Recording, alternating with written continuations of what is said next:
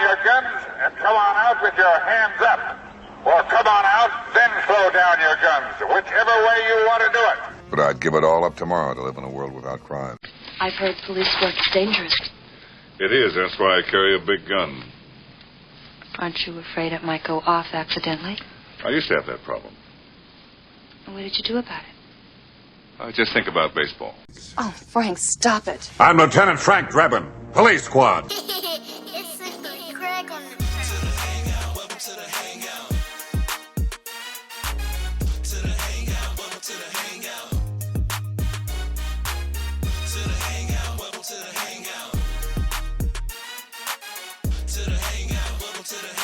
Hey! Jill. When you hear that sound, you know it's time to get down, baby. You know who we are. You know what we came to do. It is the Hangout Experience. Welcome back, all my hangers, all my beautiful, lovely hangers. It's a beautiful time. It's a beautiful day. We are glad that you are here with us. It is that PRICE. And who did I have on this review with me? Yowie wowie, ladies and germs. Yes, sir, it is your boy, X the Unannounced, a.k.a. the man, fully clothed with a gun. What's that? What's that, the remixer? Towards him. I was waiting to see what you was going to do, because I know last time you gave us an AKA. I was like, I know you got something. You got something to say this time. No, I'm fully clothed this time, brother. You know what I'm saying? The gun has to be clothed, keep the materials covered. You know what I'm saying? That's right. Bucket neck hits. That's right, ladies and gentlemen. We are here to talk about The Naked Gun. And this time, not starring Leslie Nielsen, R.I.P. by the way, great actor. No, R.I.P. It is starring Liam Neeson. Now, I know y'all are like, wait. The same Liam Neeson from Taken? Yeah, that one. That one. Yeah. Yes, him right there. Uh-huh. That guy, right? Yeah. That's him. Bro. Shocked. Me too. Exactly. That part. Shocked. Because we only know him from serious roles, man. And going into this already, X, I'm like, is he going to be able to pull this off, though, man? Because he's such a serious guy. He is a very reputable actor. Why would he do something that looks like it's super silly or whatever? Now, I do have my theories on that. Well, you could also flip side it, Maybe it's like, okay, well, this is a challenging role. I haven't done nothing silly. Maybe I can show him that I can take a joke. I can be a little silly, step forward, Multifaceted. Maybe. Right? Yeah. Jack of all trades, as they say. I'm cool with that because listen, no one, wants to or should want to be in a box and to only be what they call typecast. You know what I'm saying? Because there are certain people who can only play a bad guy. You know what I mean? They're always the bad guy in the movie. They have that bad guy look, or they have that good person look. But then when they flip it on you, you're like, whoa, I didn't know they had that in them. So yeah, without a doubt, I personally love seeing him step out of his comfort zone and try something different. So I definitely went into this clear-minded, just like, well, let me see. However. Well, I wouldn't say it's completely different. I mean, he was a little physical, you know what I'm saying? So he kept the physical. He tried to make it lighthearted. And it's funny when you said he was. Now, was he physical or was his stunt double actually physical? Because we are talking about 70-some-year-old man, you know what I mean? So, you know what I mean? Let's keep it all the way a buck. Hey man, let's just say I saw the wires. That's all. I saw the wires this time. But yes, now I'm gonna be completely honest with you.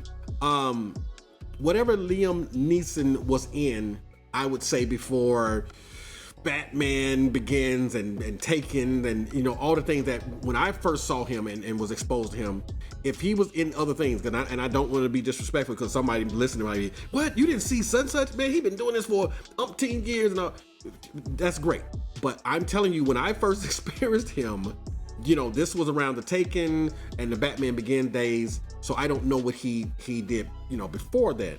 But what I will say is that after Batman Begins and Taken and all that, that man became an action star, and he was already looked like he was in his 50s. You know what I'm saying? So, what I took from that was it's never too late, and everyone has their big break when they have their big break. You know, and he definitely broke out with Taken, took off. It's your time when it's your time, you know what I'm saying? As long as you putting in your, 10,000 miles, you know what I'm saying, and putting in that work, your time will come. And it just showed that when it was time, he was ready. He was. He stepped into it and he knocked it out the park. And forever in our hearts, as they say after that. Correct. Perseverance. Don't ever give up on your dreams, all right? Don't ever give up on them. You never know when it's your time. So, again, like I said, we are talking about The Naked Gun.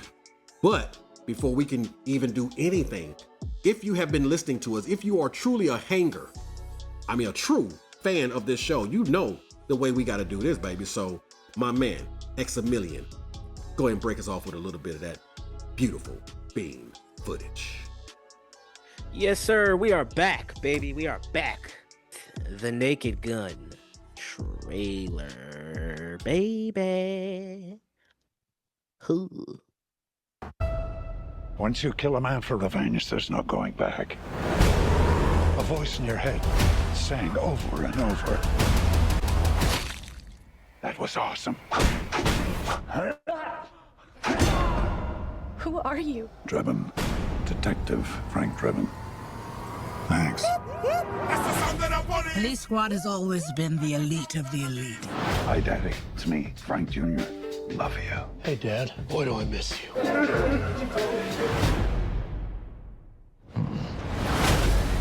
And you, Frank, are the best of the best. Need a bathroom. I need this room immediately. There's a line, man. Police prisoners.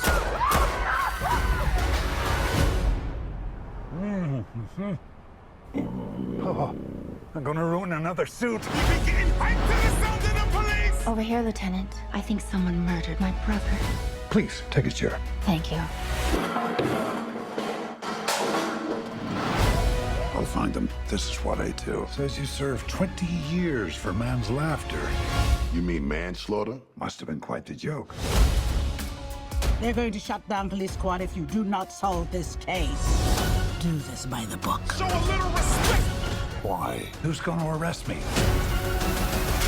Other cops? Yes. Is she serious? Is he serious? No. It seems Mr. Drebin might be more of a problem than we thought. I want you to keep an eye on him. This oven is disgusting.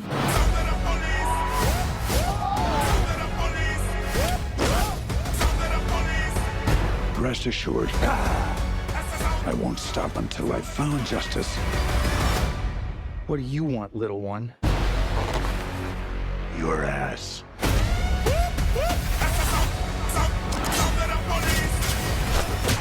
Nobody messes with Police Squad. We've upgraded your car with the most advanced crime-fighting tech. Drive forward 30 feet. Pretty smooth. Oh! This place is falling apart. Well, yeah, quite a few scenes made it into that movie. As a matter of fact, quite a few. Yeah, I'd say this is one that kind of stayed true to the formula in a certain aspect. You know what I mean? Yeah. Certainly did. Yeah, and I mean, and I'm cool with it. There wasn't anything that I saw that was like, man, that wasn't even in the movie, So I don't know. A lot of things didn't make it to the cutting room floor, man. So I mean, hey, all good. Straightforward, man. Straightforward. Let's get straight to the point. This is what we're here for. Yeah. You know what I'm saying? This is what we're gonna give y'all. Come on out and see it. Yeah. Gotta admire the honesty. And no deception. And I wonder if that has to do with the fact that this movie, yes, is only an hour and 25 minutes.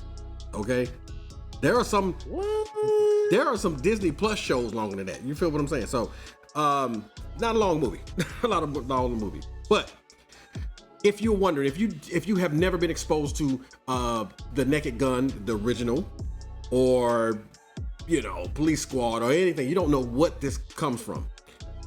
Here's the synopsis. Following in the footsteps of his bumbling father, Detective Frank Drebin Jr. must solve a murder case to prevent the police department from shutting down. The release date, August 1st, 2025. Director Akiva Schaffer. This is a PG-13 movie. So yes, that means your teenager can go for sure, not a problem. And I will say we watched it, and it's not overly raunchy or whatever. There's a couple scenes that's a little bit like a little questionable, So when they're like 13, I'm like, okay, but it's not too bad. It's not too bad. Like I said, hour and 25 minute runtime, and this was made with a budget of $42 million. And we'll get into that. Yeah, we'll get into that a little bit later too, a little bit more, on the 42 million, because this is not one of the first movies we've seen that had a low budget and, had the possibilities of making more. However, we did see a movie not too long ago that had a low budget and they didn't quite make that much money. So it's all good. We will see what this one will do. I will say before we go in a little further, we're going to touch on this cast, because we just want to make sure that you guys are aware of who is all in here. Now, we know we already, cat's out of the bag, right? We already know that this is a Liam Neeson movie.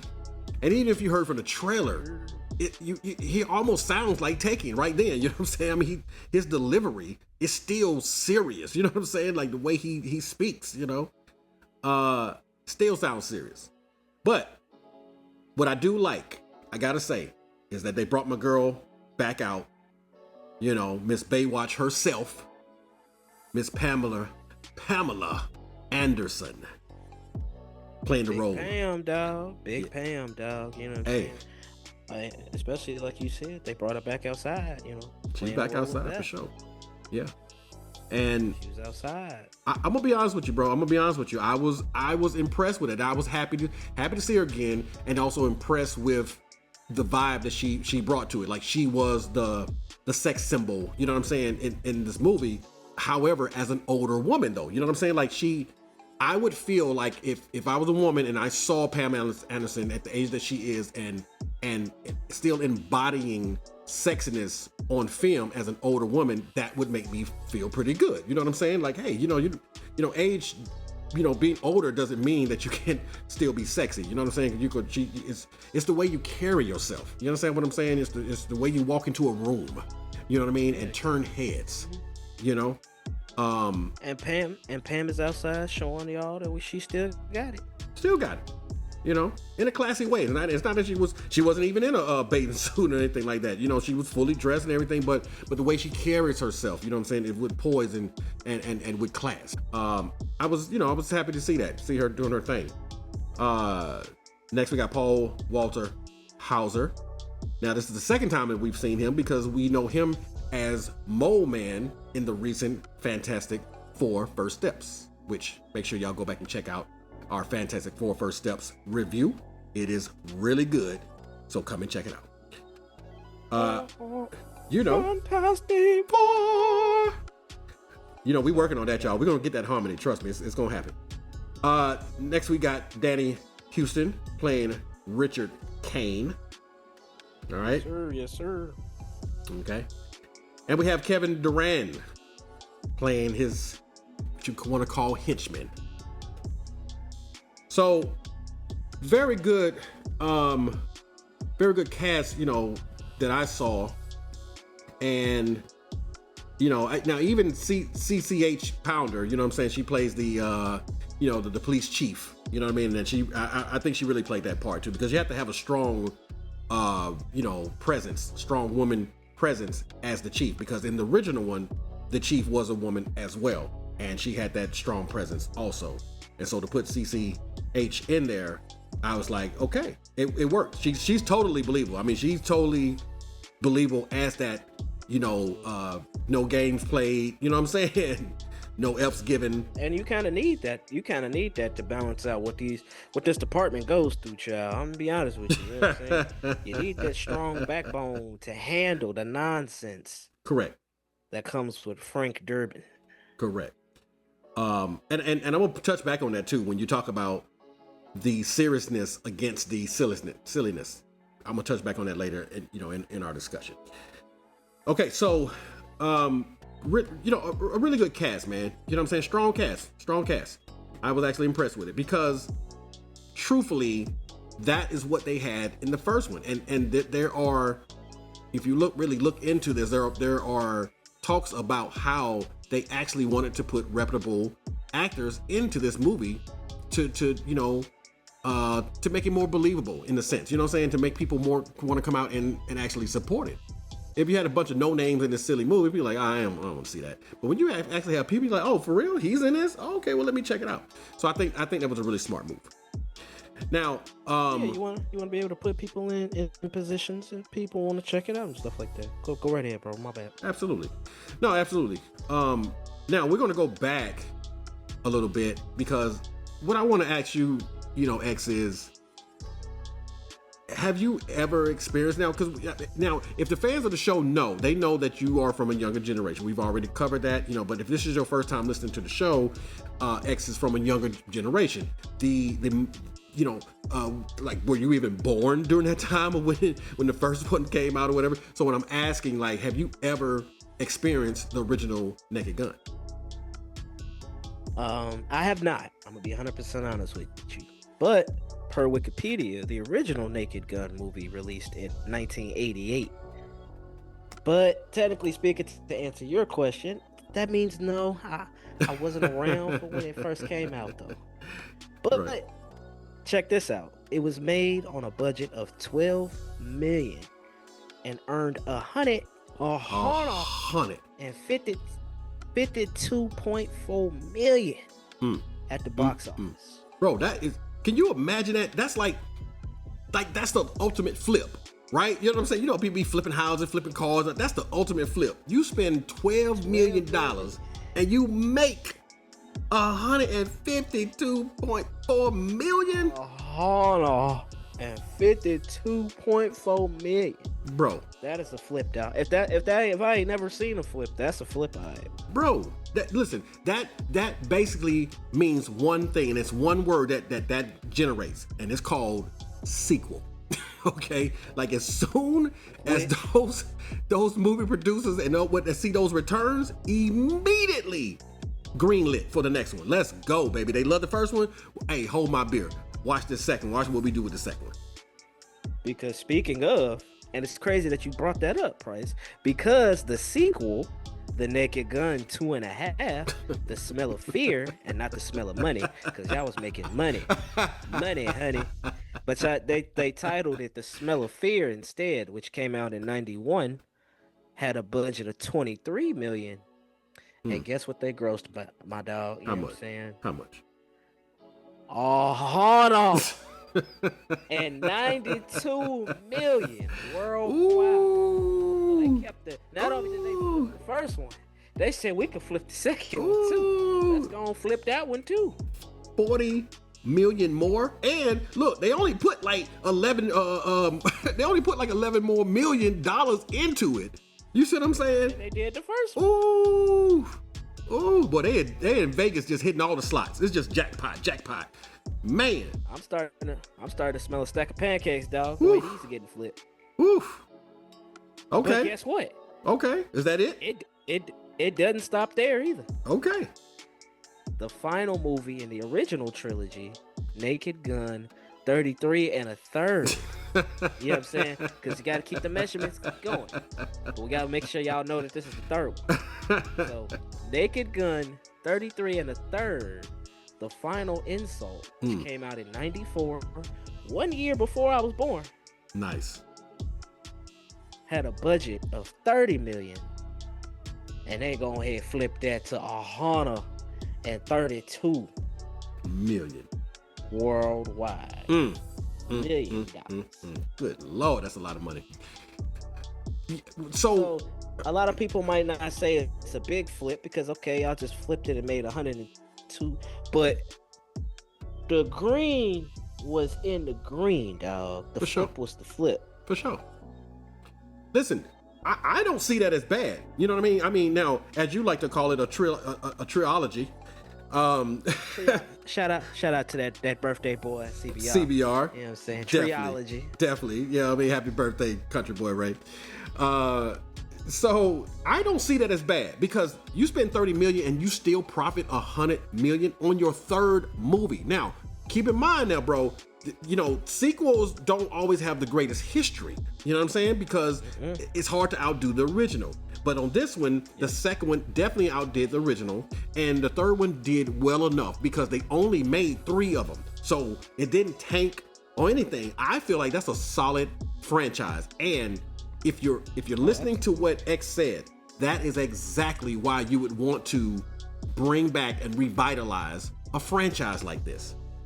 And if you're going to do that, then you got to have the right actor to bring this across. Because I did see the Naked Guns, all of them. You know what I mean? 2.5, 33 1/3, you know, 4 1/4. It doesn't matter. I've seen them all of them. I even watched the original Police Squad because this is what this was derived from. The Naked Gun was derived from a 6-episode series called Police Squad. Now, if you're wondering, well, why didn't they just call it Police Squad, the movie or whatever? Well, that's because at the same time that movie was coming out, you already had Police Academy, which had 4 iterations before that. And I think Police Academy 5 came out around the same time as Naked Gun. So they didn't want to get any confusion, you know what I'm saying, between the two. So they decided we're going to call it this, you know what I mean? And I'm going to be honest with you, the Naked Gun is catchy. You know what I'm saying? It makes you like, the Naked Gun? What does that mean? You know what I'm saying? How's a gun going to be naked? Should I put some clothes on my gun or what? Right. You know, exactly. So I like that they did that as well. You know what I'm saying? So I was down with that, man. You know, I was definitely down with that. The original, bro, even with Police Squad, like if you ever go back and watch Police Squad, it's funny. It's really funny because this is off-color comedy. Now keep in mind, bro, we are in a different time now. We're in a time when there's certain things you can't say without people getting in their feelings, or somebody wants to cancel, or a lot of sensitivity, and however. And that's fine. What works for whoever works for whoever. But there was a time in comedy when you could say what you wanted to say. You know, people didn't get as offended, and so forth and so on. If you wasn't into it, you just turned the TV off. You didn't watch that type of stuff. You know what I'm saying? So to have that, a movie come back like this is reminiscent of that time for me. So I was definitely there for it. And a lot of people that I saw in the theater, as you know, we went to the screening, they felt the same way. They were there to reminisce on a time when you could just tell jokes without all the repercussions. So going into this, because you know it's time for us to dive into this one, brother. Ooh, it's time. It's time, my boy. X, I didn't know what I was walking into. Now, I will point out too, I don't know if you checked out the parallels of this. The original actor was Leslie Nielsen. Okay, we talking about initials that start with L, you know, so for the first name, and N for the last name. Liam Neeson has an L as the first name and N as the last name. And I'm like, oh, already he's got to be the guy. He's got the same initials as the original character. Come on, man. So I don't know if people was peeping that out, but I was like, okay, I see what y'all did there. I see what you did there. No, they was trying to, you know what I'm saying? You know, hey, I just want y'all to know we still out here. We remember the original. You know what I'm saying? So we just, you know, we trying to keep it in a family, as they say. We keeping it in a family. And I appreciate that. I appreciate what they did because there are a lot of winks to the original. This is definitely an homage to it. You know, you can definitely tell that the producers and the actors and the director and everybody was involved truly had a love for that original franchise, just like a lot of us did. And they went away for a while, and we didn't have any movies like that could just be open and be themselves. Now, this is coming from the mind of Seth MacFarlane. You know, he's involved with this, and you know, we're talking Family Guy and Ted 1 and 2. You know, An American Dad. So, you know, there's like no whole bars with them. You know what I'm saying? And I appreciate that, because me myself, man, I'm not that sensitive. I can take a joke. You know what I'm saying? So if I hear a joke, especially about somebody black or something or whatever, it doesn't really bother me, man, because not only can I take the joke, I can give the jokes. You see what I'm saying? So my thing is like, don't tell them unless you can take them, you know? And Seth MacFarlane is definitely somebody who can even make fun of himself, you know? So I rock with him. But yeah, like I said, going into this, man, I'm already like, how is Liam Neeson going to pull this off? Because he's such a serious actor. But if you go back to the original ones, Leslie Nielsen, he delivers his lines like he believes everything he's saying. Like he is unaware that he is a little slow. You know what I'm saying? Or a little dim-witted. Let's just say a little dim-witted. He's unaware of that. But that's the inside joke for us, because we, the audience, we are very aware that this dude is dim-witted. But to him, he believes like, no, I am a real police officer. I'm smart and I catch criminals and so forth and so on. So that's kind of the inside joke to it, is that this character doesn't know that he's dim-witted. So that right there, when I thought about it, I'm like, wait a minute, Liam Neeson is just really doing exactly what Leslie Nielsen was doing, delivering the lines very seriously, like he believes every word that he's saying. And I was like, I'm here for that. So when we go into this movie, the first scene that you see, like when it's one of the scenes that you see from the trailer with the little girl walking into the bank, and then all of a sudden you see this little girl turn into Frank Drebin, you know what I'm saying? And you like, what? How did this little 3 foot, 4 foot little girl turn into this 6 foot tall man? So that in itself already lets you know, like, okay, this is what we doing. This is the kind of movie this is. Let me not take this too seriously. You know what I mean? Let me take off my serious hat and serious eyes and all that, and just enjoy a silly comedy. What I wanted to say, and I know you guys are, you know, have been here with us for, you know, 20 something minutes so far. I'm going to do you a favor, because we truly do love you here at the Hangout Experience. And as much as we want you to sit here and hang out with us this whole time, I'm going to be honest with you. I'm not going to waste your time. If you are not a Jim Carrey fan, and we talking about Dumb and Dumber, you know, if you're not into Ted, if you're not into like X said, you know, American Dad and Family Guy and any other kind of silly movie that you can think of, you're not going to like this. You're not going to like this. So if you know you're not into that, yeah, you probably want to go ahead and check on out. We appreciate you kicking it with us for about 20-some minutes, but I promise you this, you're not going to want to go see this movie, because this is exactly that kind of movie.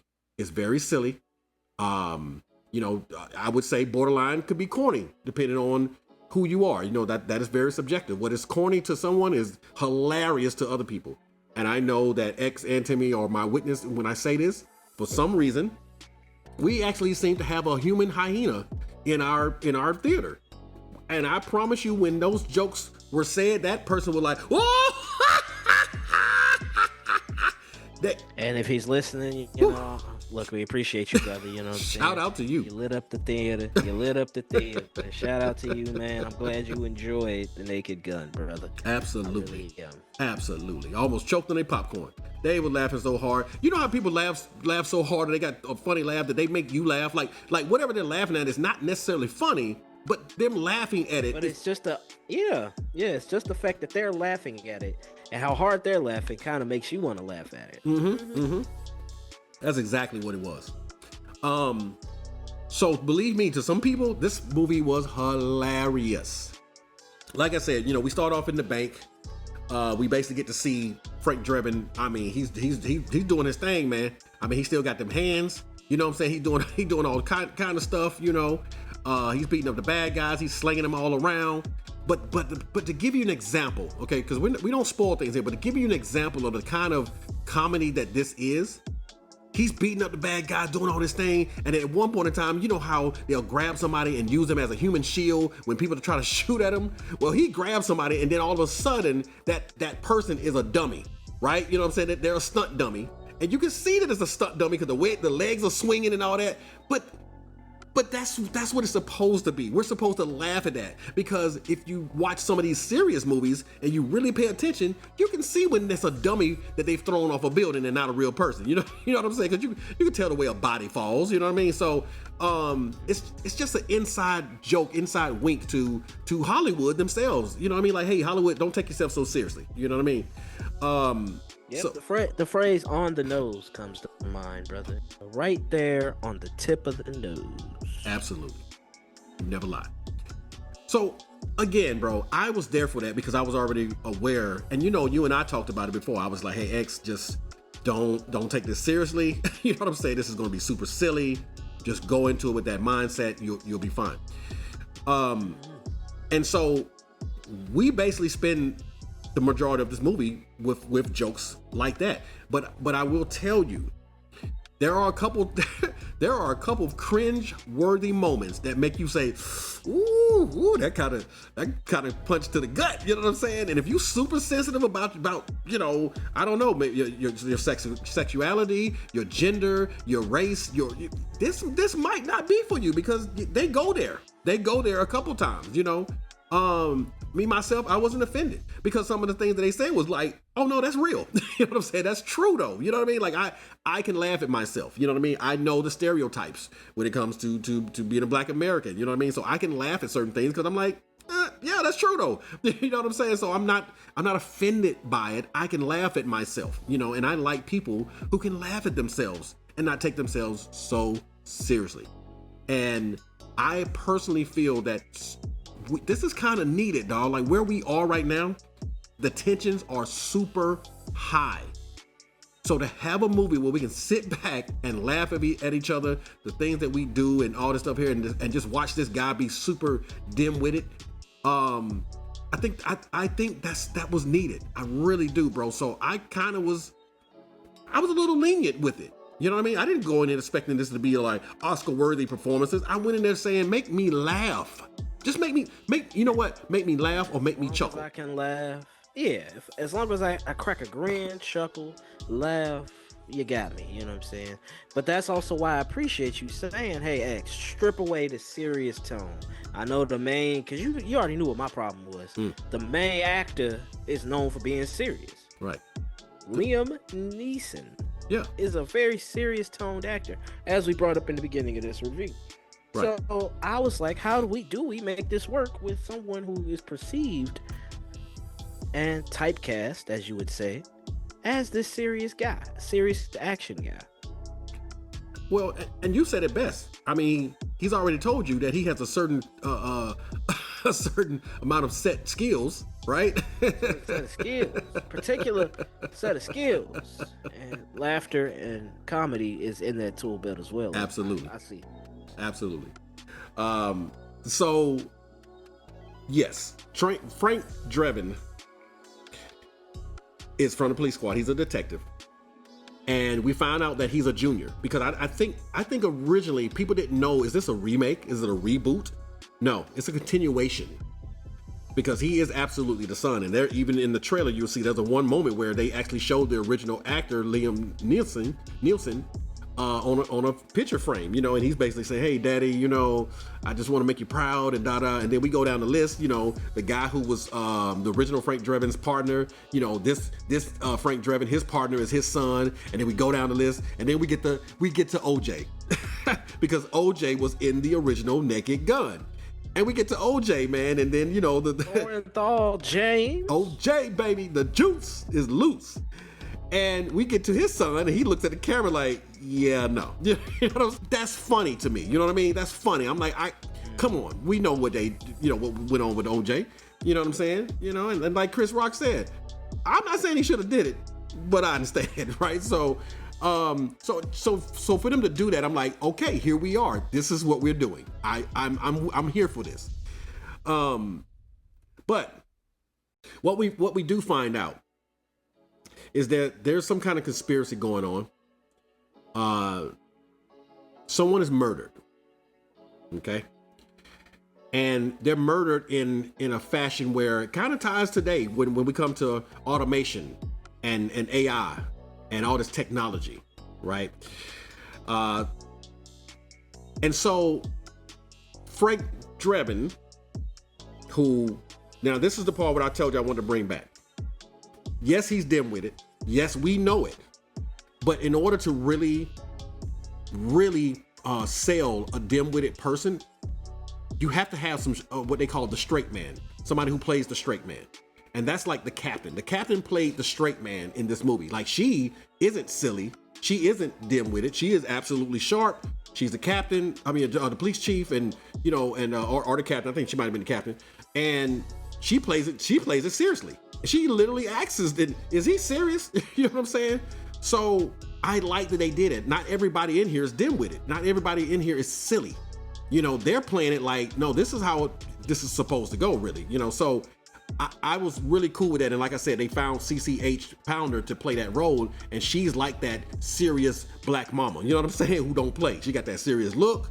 She ain't here for it, and she's not having any of Frank Drebin's silliness going on, and she's basically telling him like, hey, Frank, you're basically going to be the cause of this whole department being shut down. You need to get it together, bro. And as a matter of fact, I'm going to take you off the bank job. You know what I'm saying? I'm going to take you off that case, and I'm just going to have you doing traffic. It's tough being a cop sometimes, man. Certain cases just hit home. You know what I'm saying? Right.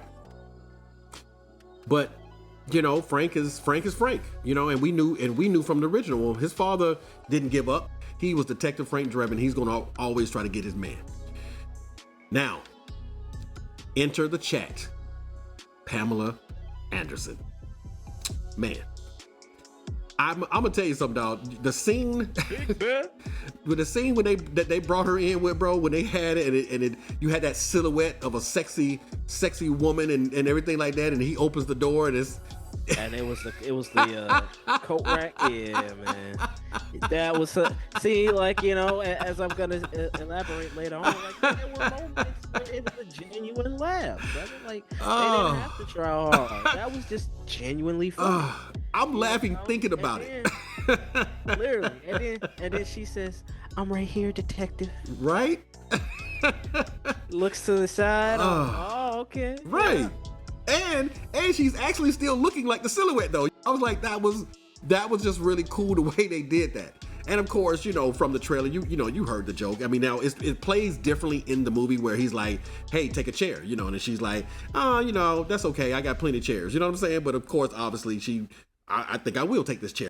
So you do have to somebody else, that might be super corny. To me, I'm like, oh, that's cute. You know what I mean? Like, come on, because everybody, it's how you flip the things that we say every day. Like mostly people say, "Hey, take a seat." You know what I'm saying? Or take a chair, whatever. And so for them to flip that, it's like, okay, I get it. That's funny. Now, I will say right off, not every joke lands. Not every joke lands, because some things are funny to different ethnicities, I would say sometimes. You see what I'm saying? So not every joke landed for me, but of course, according to that hyena that we had in there, they were, I don't care what that joke was, it was hilarious to them. Dude, I don't know if you saw the one person, they were walking out the theater when the credits were going and they were laughing at the credits. I'm like, yo, this dude came to laugh and he don't care what you think. But yeah, so, like I said, Pamela Anderson enters the chat, and, what we find out basically is that person that is murdered, happens to be her brother. So she wants to get involved and like, hey, look, Frank, if you got anything that you need from me, is there any way I can help? Please let me know, because this was my brother. I want to get down to the bottom of this. I need to see what's going on. And this is what was going on. This is who he was working for. This is what I knew about him, so forth and so on. But of course, Frank being Frank, he's like, I don't need your help, sweetheart. Thank you very much, but the police will take it from here. Genuine intentions, though. Sure. Genuine intentions of just wanting to figure out how we can bring this person to justice, and rightfully so. Yeah. And like I said, man, having someone kind of play the straight person to his silliness is good, because she did kind of play a little straighter role to his silliness. However, she had to have a little bit of silliness in her as well in order to interact with him. Now, the one thing I will say from the beginning, you can see a little bit of a spark. Now, I know that there's, right now in the news, there's a little rumor that, are they dating? Or are they just that and the other, right? Here's what I'll say. In the movie, they sell that very well. That the chemistry between them is there from the moment that they're on the screen together. And I love it. You know, I really do. And I love it for Liam Neeson because, like I said, we talking about 70s-year-old man, you know what I mean? But he still looks good. You know what I'm saying? He still looks good. He still looks like he's in shape, you know? And that makes me feel good, bro. You know what I'm saying? That, like, okay, when you get 70, that doesn't mean your life is over with. You see what I'm saying? You can still be a leading man. This man is 70-something years old. He's a leading man in a film, you know? Exactly. Talk about it, dog. And then it not only for Liam, but for Pamela, too. You know what I'm saying? Like you said, it's been a while, you know what I'm saying? So it's refreshing to be able to get back outside, you know, hit it right on top of the head, you know, and kind of put yourself back out there. She's 58. So it's like, you know, we really are trusting this in the hands of, you know, an older crowd, but at the same time, letting them know we still got it. We can still pull it out whenever we need to. Exactly. Yeah, and I'm not even gonna comment on the pull it out part, but because we'll keep it. This is PG-13, well, you know, so. But I hear you. Now I'm like, boy, you like you working with the movie though, because that's exactly the kind of thing they would have said in that movie. So I'm like, it has definitely rubbed off on you. Well, no pun intended. If you look at the credits, if you look at the credits, they credited me as ranch dressing. So I was in there. I wrote a couple jokes. You know what I'm saying? No doubt. But yeah, man. So you know, I totally agree with you, bro. You know, so they was on point. You know, and I just think that is really good for you know, our older, you know, or even elder, you know, people out there that may feel like, dang, I'm this age. People are they're not gonna be looking at me anymore, or I might as well just go and lay in my grave. Like, no, you still can be sexy. You still can be a leading man. You still can be handsome and desired. You know what I mean? As a 58-year-old woman. You know what I mean? So, and it's all in the mind. It's all the way you carry yourself. So for me, watching this right here, I'm like, yes, thank you. I like that. So, I was cheering them on, man. I wanted to see them win. And as we progress through the movie, you know, scene by scene, I'm reminiscent of Austin Powers with certain things. I don't know if, you know, for you that watch the trailer, you'll see they have that whole silhouette joke, right? Now in Austin Powers, it's usually like a blanket or something, right? Or they're camping, right? And you see their shadows or their silhouettes, and their silhouettes they are doing something that looks maybe a little provocative or raunchy or whatever, but in actuality, what the actual people are doing has nothing to do with that. It is a totally opposite of what they do. Well, they do that in this movie. However, they use it in a way of night vision and infrared, you know, screens and whatever, but it's the same kind of thing. So what I will say when it comes to the Naked Gun originally would take jokes from other movies that we knew, like whether it was Mel Brooks movies or whoever else, and they would kind of steal, you know, same way they say comedians steal from each other. Borrow the sauce. Borrow the sauce. They steal. We just, you know, I like the sauce that you used for your pasta. Where did you get it? You know, that's all. Just, you know. And that's very nice. Recipe. That's how kind you are. Nice way of putting it. You're such a kind person, dog, because other people were straight, man, he stole my joke. You know, because this is Cat Williams. Everybody, so, but yeah, so, you know, it again, perspective, right? But I like the way you say it, you know what I'm saying? You're just gonna borrow, hey man, you got a little barbecue sauce I can borrow right quick, shawty? So yeah, that's what they did. They borrowed a little bit of that sauce and they put it in here. But for the better though, it was for the better. It was a good moment at that time for what was going on. And again, here for it. So like I said, not every joke lands, but it just depends on what is funny for you. Now, story wise, that again is subjective on is that going to hold your attention? Does it make sense for them to even have a story like this? You know, does it all flow? Here's what I'm going to say, bro. I think the hour and 25 minutes runtime was absolutely perfect. I think whoever thought of that, what they knew, they was like, you know what? You can only take so much of this before it's like, ugh, come on now. You know, whereas we were talking about Fantastic Four and Sinners and whatever. We was like, hey, we want more.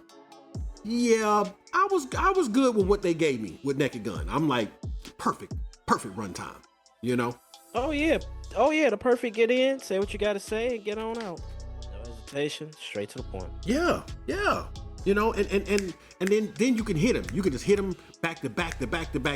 And right when they're starting to get tired of it, all right, we're gonna go ahead and roll credits. I was definitely impressed with whoever the editor was who edited this movie. I was really impressed with that. You know, we don't usually talk about the editing, filmography, the cinematographer and things like that. We just usually talk about directors and actors and all that. That's what we see on the screen, right? So that's what we see. We don't really talk about the people in the background who actually puts all this stuff together, because you're shooting scenes. You're not shooting the whole movie at the time. That's not how movies work. You shoot scenes, and then you take those scenes and you paste them together and you make it make sense as far as how the story flows. So I have to give the shout out to the editor of this movie who edited this movie and said, you know, it's going to start here, it's going to end here, and it's going to be this amount of time.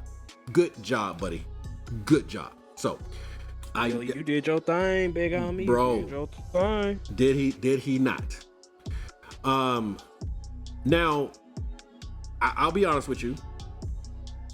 The bad guy, the so-called bad guy, he didn't knock me off my feet. He didn't knock me off my feet. I think the bad guy from the very original one, who also played in Star Trek II, The Wrath of Khan, you know, he was the bad guy. Very believable. You know, kind of had that scary kind of vibe about him. You know, this guy, I've seen him in movies before, and I've seen him play the bad guy, so I believe that is why they stuck him in here. You know what I mean, bro? He was a little throwaway for me. I honestly could have seen somebody else in that role. So he didn't just grab me with it. Now, he didn't do a bad job. He just didn't do a job that made it memorable for me. So I was like, okay, you know what I mean? Because there's one particular thing that happened at the end, bro, that I was like, come on, man, you're not gonna really act that way when this is going on, but it's all good. But he was passable. Let's just say he was passable. Now his henchman, on the other hand, I've seen him in different things, and I've seen him play, you know, certain kind of roles. And, you know, I like the role he played, but I know he couldn't be too serious as well. But I did like the role that he played. Matter of fact, I'll be completely honest with you. I think they could have did a switcheroo. They could have actually made him the top bad guy, you know, to be honest with you. But, you know, that's neither here nor there. Again, this is for people who can let their hair down, who is not here to take anything too seriously, and you just want to go and see a good silly movie because you're looking around the world right now and you're like, man, everybody's so uptight. Can't we just get into a movie and just all laugh together? I think you may find solace, you may find contentment in going to see this. So I want to go ahead and get started on, you know, our review, of course. You know what I'm saying? You know, we've had our discussion. We want to just familiarize you guys with actually what's going on in the movie. But of course, you know how we do. We got to let you know how we feel. So, starting off, again, not knowing how this was going to go. I am an original Naked Gun fan. So I'm already like, don't blow it. Do not. You're original gunner, huh? I'm an original Naked Gunner. I don't know if they have a fan base name, but I'm gonna call them Gunners, man. I'm an original. I don't want to call y'all Naked Gunners, but no. Sometimes I'm naked. So I am an original Naked Gunner. There we go. And you know, going into this for me, my first thing was, do not ruin what was already a great franchise. If I want to see it again, if I want to laugh again, I will just go back and watch the original. Everything does not need to be remade. Hollywood, are you hearing me? Directors and producers, are you listening? Everything does not need to be remade. Some things you can just let it be and let it just be a classic like it is. What I'm trying to tell y'all is that going into it, I did not want them to mess up what was already in my heart as a good franchise, and I was a little skeptical, but I also said to myself, okay, man, just let them do what they're gonna do and see, and then you make your judgment after. So I'm watching it. I'm watching Liam Neeson. I'm watching his delivery. I'm watching his co-stars. I'm watching the bit players that they put in there. They got Busta Rhymes in there. I'm watching everything in there because of course, sometimes they'll stick a rapper in something and I'm like, come on, man. But I've seen Busta Rhymes in different movies over time. You know what I'm saying? And Busta Rhymes can hold his own. And he held his own in this, as a matter of fact. I'm going through this, man, and I'm watching for the Easter eggs. I'm watching for the things that they give me that's like, oh, I remember that from the original or whatever. And I gotta say, man, I came away satisfied. Was I knocked off my feet? Did I feel like, oh my God, that blew the original out the water? Nope. I don't even think that they were trying to blow the original out the water. I think they was just trying to revitalize it and bring it back. Because even as X said earlier, the original one made 152 million. The sequel made 192 million. And 92. And so that means that the first one did its job. It made people say, oh wow, that was really funny. I'm gonna go and definitely watch that second one. So from what I'm seeing them do, they're trying to breathe life back into this franchise, and they're hoping that there will be enough interest with this first one that if they decide to come back and do another one, people will flock to the theaters to see it. And I think from what I experienced myself, from what I experienced with people walking out the theater, with people, the things that people were saying literally to me when they were like, hey, did you like it? Oh my God, I thought it was hilarious. I'm like, you got a good shot.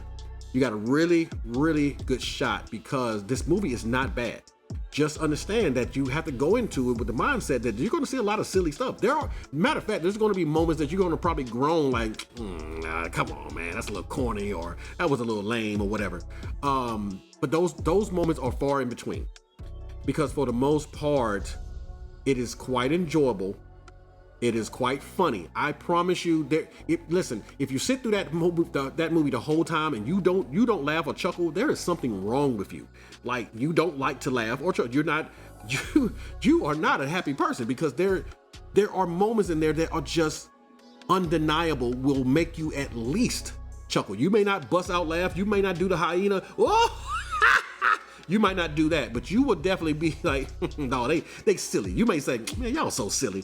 You know how you got that friend or whoever, and they be doing stuff. You be like, man, you be tripping. You so silly. It will at least make you do that. So for me, I'm going to say that I think that this movie is at least a 7.5 for me. It's not the funniest thing I've seen. It didn't have to be. It just needed to hold its own, and it needed to make sense for them to bring it back. And do I believe that they should have brought this back? I absolutely do believe they should have brought it back. The story is very watchable. It makes sense. You do want to see Frank win. You do want to see him and Pamela make it. I will say shout out to the snowman. There's a extremely Jizzle.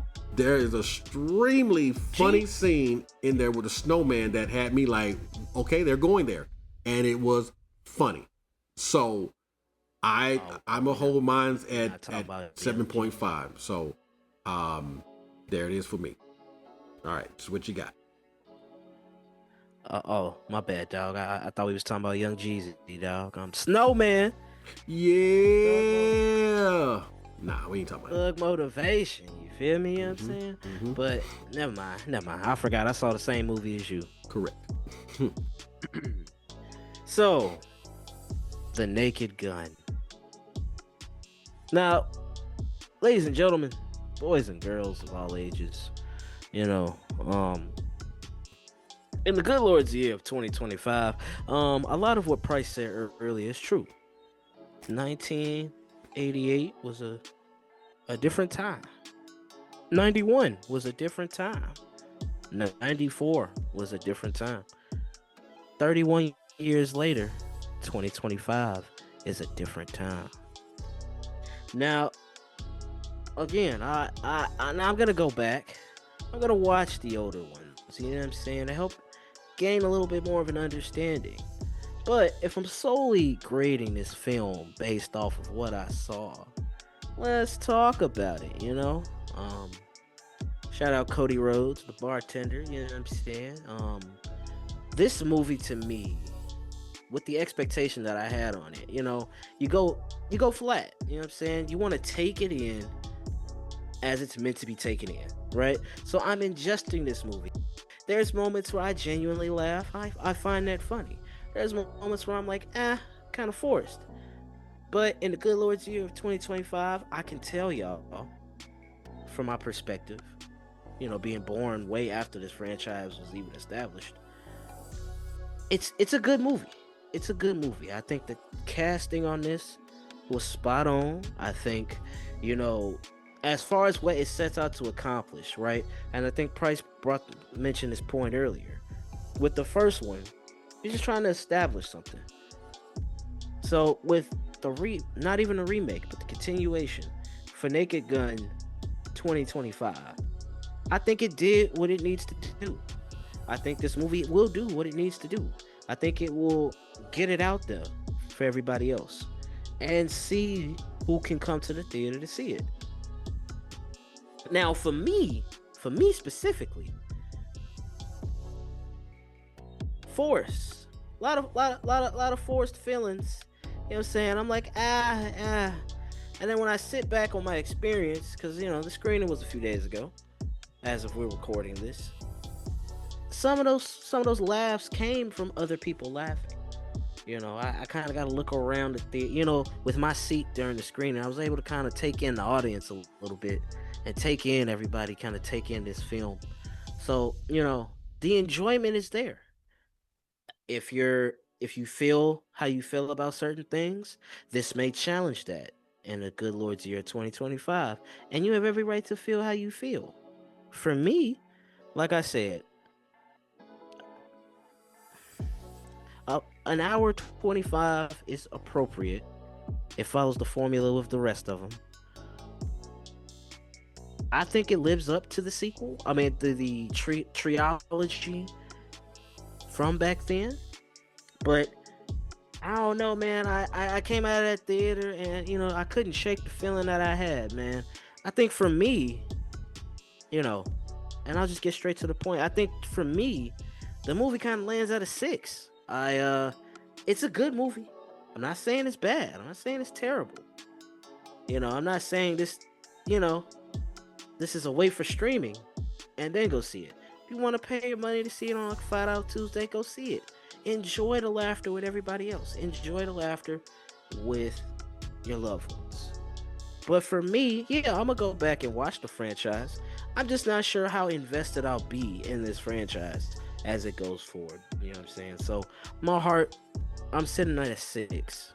So that's where I'll end my review and take on this film, which gives us a movie average of 6.75. Okay. So, and I'm not mad at that. Not terrible. Not bad. No, it's not. This is a movie where it's totally subjective, because my silly is going to be someone else's absolutely hilarious, and vice versa. Absolutely. But I think this is definitely a very divisive movie where some people just don't like silliness. You know what I mean? Some people cannot stand Jim Carrey. Whereas with me, I love Jim Carrey. You know what I'm saying? I absolutely love the guy. He's hilarious to me, depending on the movie. Have I liked every movie? Absolutely not. Every movie has not landed, but there have been some that are hold dear to my heart. Still hilarious. So still hilarious. Yeah. And I believe this will be that same kind of movie that creates a good conversation, as a matter of fact. You know what I'm saying? Some people don't care about all that. They don't need all that seriousness, whatever. They just want to laugh. Man, just make me laugh. And this may be the movie for that. There are some people who are just Liam Neeson fans, and they don't care what he's in. They don't care if he's in a movie just doing jumping jacks. They love him, and they will watch him in whatever he's in. For them, they will love this movie as well. So 6.5, 7 point is not bad. It is not a bad movie. It's just a movie where I feel like yeah, this is not something I can give an 8 and a 9 and so forth and so on. This is just a decent movie. You know, it's decent. So, so no, I appreciate you, man, and your opinion means a lot to me on this because you are someone who wasn't even born when the original one comes out. So how do you feel about a movie like this in 2025? These movies may not hit the same way in 2025 like they did before. We have different generations, different mindsets, and they took a chance to see. I do think they will be successful with it because there are people who want this kind of comedy back and feel like we need this kind of comedy back, and they will support it. Exactly. So, so don't be surprised if the Naked Gun 2 2/4, right? You know what I'm saying? Not giving out the sequel or nothing like that because I was on the writing team or nothing, but not saying that, just don't be surprised if we're back in a few years talking about it. I'm just saying that part. So, you know how we got to do this, man. I need you to hit us with the QOTD. Yes, sir. That quote, that beautiful quote that we always want to leave y'all with. That one for today reads, "I have not failed." Bam. Period. Like that. That's it. You know what I'm talking about? Straight like that. I have not. It's all about perspective, baby. It's perspective. That's right. And I believe that totally ties to this movie because they didn't fail. The movie was not bad. They did not fail. I guarantee you they're going to make their money back for sure. And it's quite possible they will dive into a sequel. So they did not fail. That's absolutely a good quote. But come on, man. We have our own quotes and our own mantras as well. And it's called the Hangout mantra. And that mantra is, it's not the quantity of people, it's the quality. Ladies and gentlemen, thank y'all so much for joining us every single time that you do, for every view that you give us. Listen, let me make sure y'all understand where we're coming from. We know this is time that you cannot get back. We can't even pay you for this to give you time back. So every time that you spend with us, trust me, we appreciate it. But we would also appreciate it much more if you could just please like. And subscribe. And whatever you do not forget to turn on your notifications, because how you going to hear us, baby? How you going to get some more of this good loving, this good stuff that we give it to you every single time? How you going to get that, man? You got to turn on notifications, man. Turn on that bell, man. Let's go. Turn that bell on, dog. Turn on that bell, please, ladies and gentlemen. We need it. You need it. We need it. Come on, let's keep connecting as a community. Absolutely. And we are on our way to 200, ladies and gentlemen, but we need to get to that 500. So please, man, tell your friends, tell your partners, your boys, your girls, your dogs, your cats. Tell them to hit that button, man. You know what I'm saying? Hit that button. Hey, even your fish. Even the fish. You know what I'm saying? That's right. Now, here we go. You know how we end this. We always give our shout out to one of the best producers in the world, and that is Timmy, the producer. Timmy, we couldn't do this without you. Timmy. We thank you. We thank you for your endless support. We thank you for being the voice of the voiceless behind the voice of the Hangout. That's right. Whatever he said and whatever he means by that. Yes, I totally agree. Thank you for sure. We could not do this without you, my friend. Shout out Timmy, the producer. And one more time, happy birthday to that boy, CBR. We see you, homeboy. CBR! Woo, woo, CBR! Yeah! All right, ladies and gentlemen, thank y'all so much. We'll see you on the next one. Peace. Good night and good day to you.